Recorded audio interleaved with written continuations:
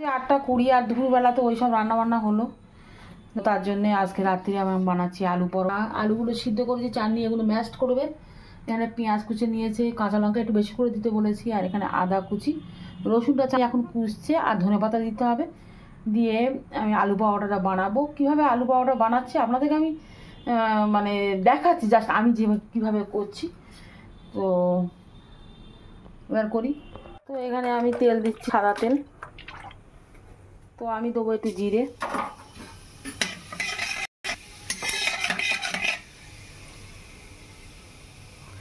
জিরে দিয়ে একটা সুন্দর গন্ধ বেরিয়েছে। তো এবার আমি দেবো এতে পেঁয়াজ কুচি।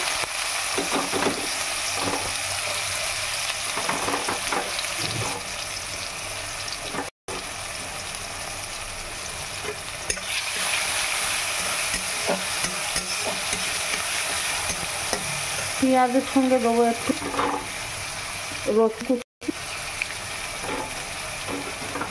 আর এখানে আদা কুচি। আদা রসুন বাটাটাও আপনারা দিতে পারেন, কিন্তু আদা রসুন কুচিটা দিলে এর টেস্টটা বেশি ভালো হয়।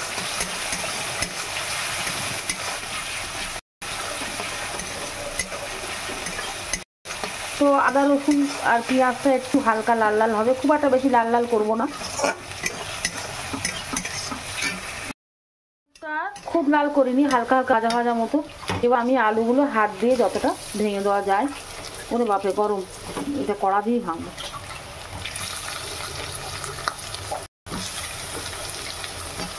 তো আলু পরোটা আমরা খুব ভালো খায়। তো আলুটা আমি বেশি ভালো করে পুর করে নিচ্ছি, যেন সকালবেলাও যেন টিফিনে দিতে পারি, মানে পুর বানিয়ে রাখবো। সকালবেলা ওটা ভেজে দিতে হবে, স্কুলে নিয়ে যাবে, যেন সব কাল মুস্কান স্কুলে যাবে।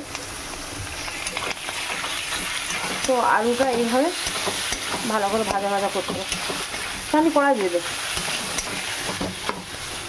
এটা দানা দানা দানা দানার মতো থাকলে তো প্রবলেম হয় খুব, মানে পরোটা ছিঁড়ে যায় আর কি।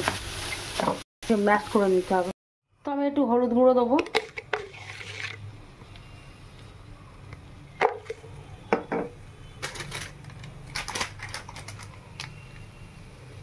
একটু লঙ্কার গুঁড়ো,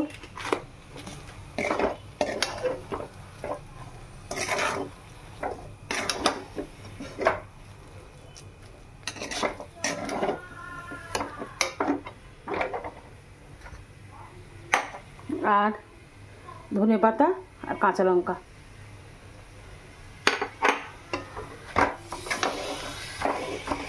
এক হাত দিয়ে নাড়ছি তো ঘুরে যাচ্ছে। একটু লবণ।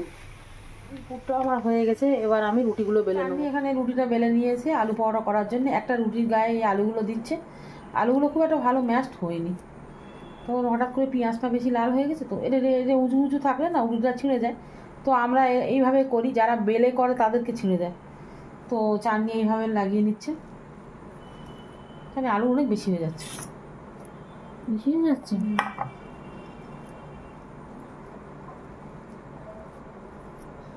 বেশি হলে খেতে ভালো লাগবে, বেশি বেশি।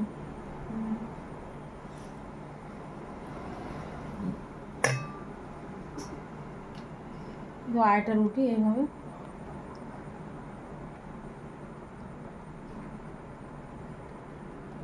তো এইভাবে মুড়ে নেবে আটা। পরোটা অলরেডি আমার দুটো শাঁকা হয়ে গেছে, আর এখানে আমি আর একটা তাওয়ায় দেবো।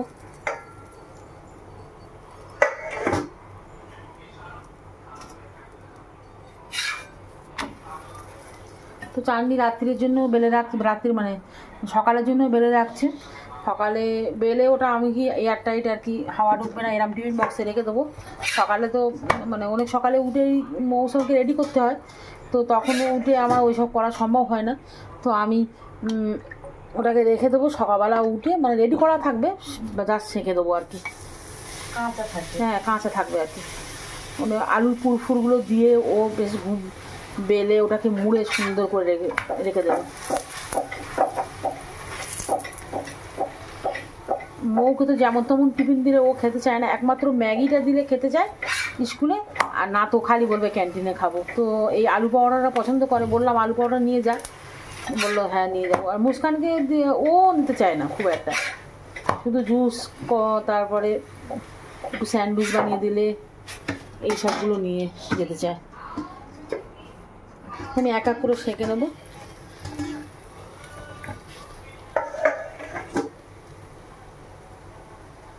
ওই পিঠটা একটু পুরো হালকা পুরো হলে এই পিঠটা একটু বেশি করে ভালো করে সেঁকে নেবো। নিয়ে রান্নার মৌসুমকে আলু পরোটা দিয়ে দিয়েছি, আর এখন ওরা খেয়ে বলবে কেমন লাগছে। তো আমার এই হাতল দিয়ে আমি ওটা আলু পরোটাগুলো কাটবো, কেন কি এটা খুব গরম। কি করে কাটবো?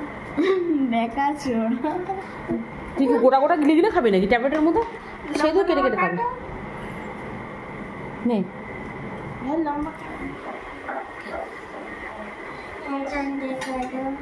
মো খেয়ে বলো।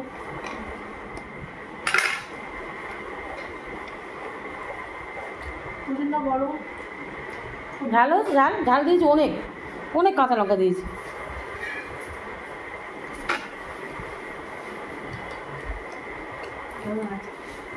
ভালো লাগে।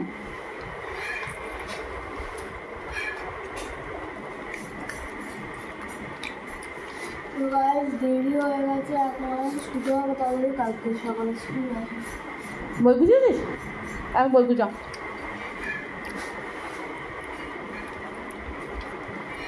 তো মুস্কানের মৌসুম খেয়ে নিই।